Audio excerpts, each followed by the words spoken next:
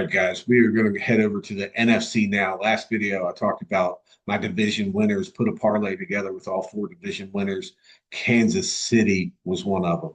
Buffalo was one of them.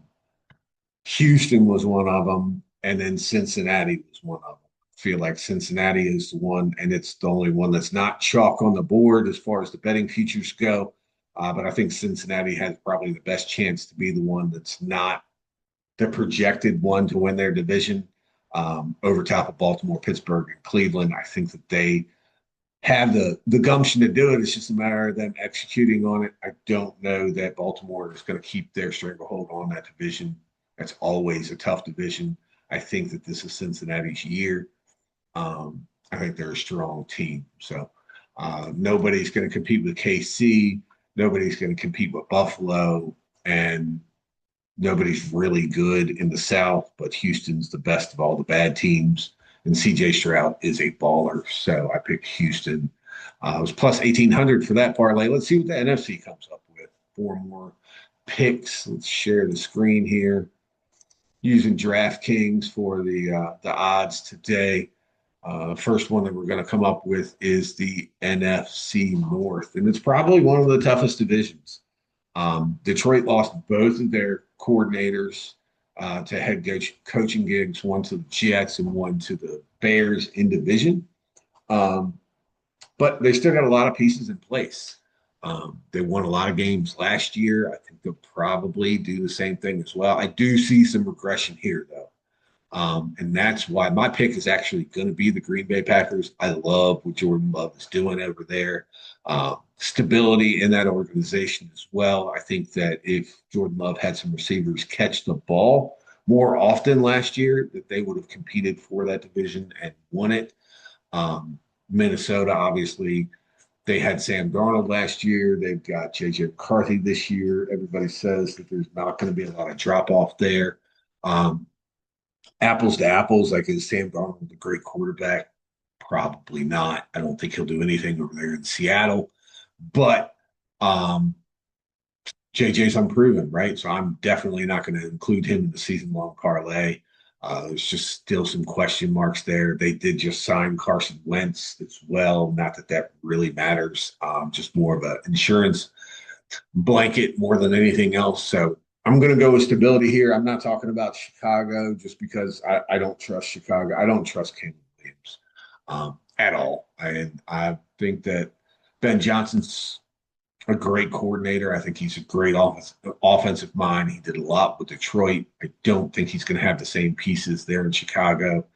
Detroit built a monster and had their defense not got obliterated by injuries, I think that they would have done a lot more. I just think they lost too much this year. I really do. I think losing both coordinators, it happened with Philly. Philly had a great year, lost both coordinators, and then they lost everything. And then after they gained some stability, they go and they win their division and they win the championship last year. So I think that Detroit is going to see a downturn this year because of all the turnover, and that's why I'm picking Green Bay.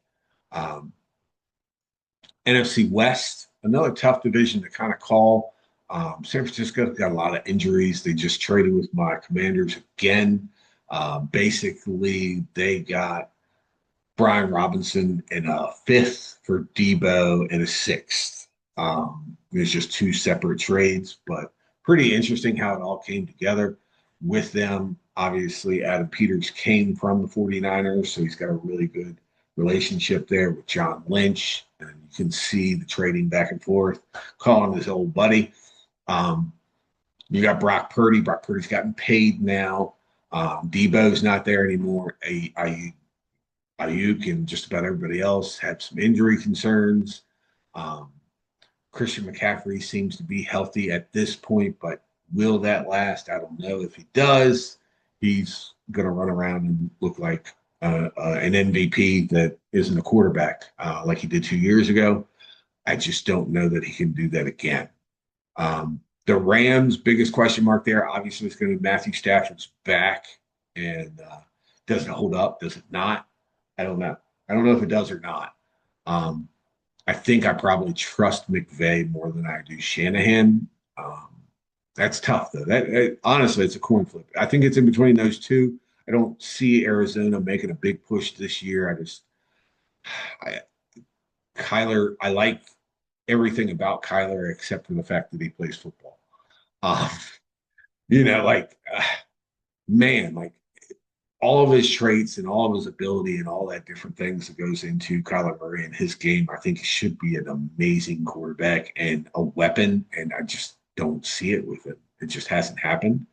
Um, if he couldn't do it with Cliff Kingsbury and that offense, like what he's doing over there in Washington with Jaden Daniels, who's going to make him be able to do that, right? He's got Marvin Harrison Jr. there, throw the ball to him now, as of last year, but I just don't trust him. It's really a two horse race. Seattle, yeah, I don't trust Sam Darnold. I didn't trust him last year, and it happened. They got knocked out in the first round. Um, I just don't. I don't think Sam Darnold's a good quarterback. I think he had an amazing system. He had great weapons. DK's not there anymore. So the weapons have fallen off precipitously, and I just don't see it happening. I'm torn behind it. I'm actually going to skip over this one just for a minute. I just got to kind of think about it while I talk about the rest of the picks, and then I'll get back to it. NFC East is a little bit of bias here that goes into it. Um, Man, it just really hurts me to have to pick Philly. Philly's the best team. I completely agree with that. I think that Washington probably falls off. I think that if you're looking for a sleeper pick, plus 650 for the Cowboys is probably a pretty good bet, to be honest with you. I think that they're under the radar. Micah obviously has to get signed for that to happen, to have any chance. But if Dak stays healthy, I think that the Cowboys are going to be better this year than they were last. And, well, nobody wins the division 2 years in a row.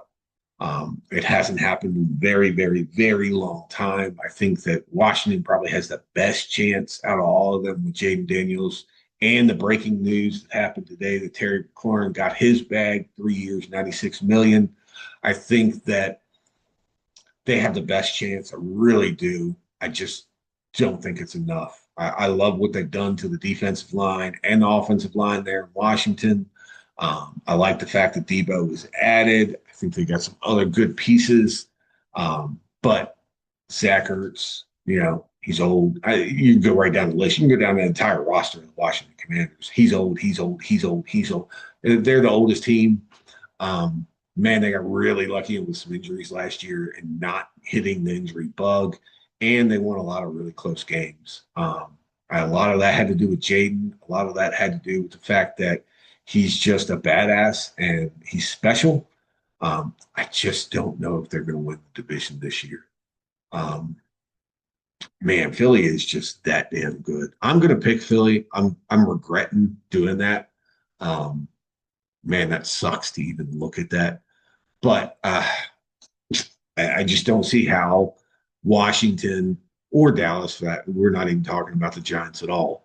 I just don't see how either one of those teams are better than what that roster is outside of injury, right? Like if Jalen Hurts and Saquon Barkley both go down, if they get decimated on either one of their lines, I think it's possible, right? But man, I think a lot of things would have to go wrong for Philly not to win the division. The last one over here is Tampa Bay, Atlanta, Carolina, and New Orleans, and it is all hot garbage. Tampa Bay is probably the best pick here. Is Michael Penix good or not? I think he is. I think he's going to be a good quarterback. I don't know if this is the year that he becomes a good quarterback. It used to be that Kyle Pitts was this great thing, and he's apparently not. I think that he's still got some. I like everything that is going on down there in Atlanta, to be honest with you. Bijan's a beast. Um, Tampa's getting older as well, right? Baker, his resurgence, like, do we trust him to have another amazing year? Mike Evans is another year older. He'll get his 1,000 yards so that he can be the standalone guy when it comes to consecutive 1,000-yard seasons. I would absolutely put money on that. I think that's something important to the team, and therefore it'll happen, barring injury, of course. Um, I think that they may be a little distracted when it comes to that, kind of like what Ovechkin and the Capitals were doing.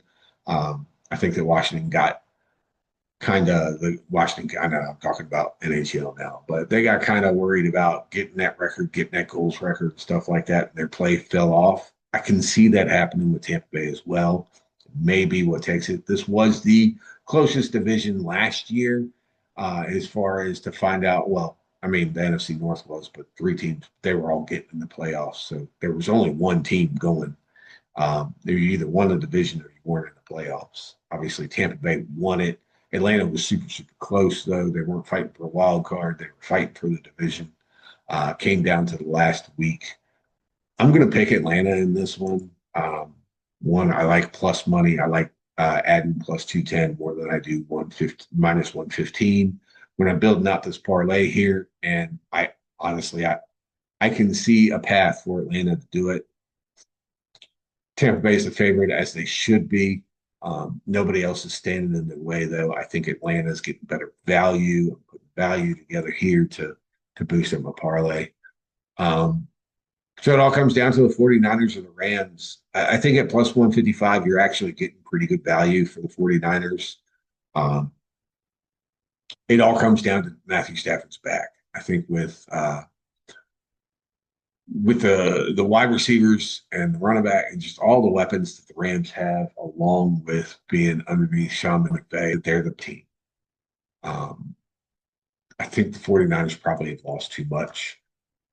I do like San Francisco at plus 155. If they were one of these minus numbers, I would stay away from them completely. If you like the 49ers, if you're a 49ers fan and you want a rooting interest, it's not a bad bet by any stretch of the imagination. You get some plus money for your team to win the division. I think it's a good chance. Same thing with the Commanders, guys. Like, I mean, if you really and truly believe in Jaden and everything that's going on, plus 220 is good value, right?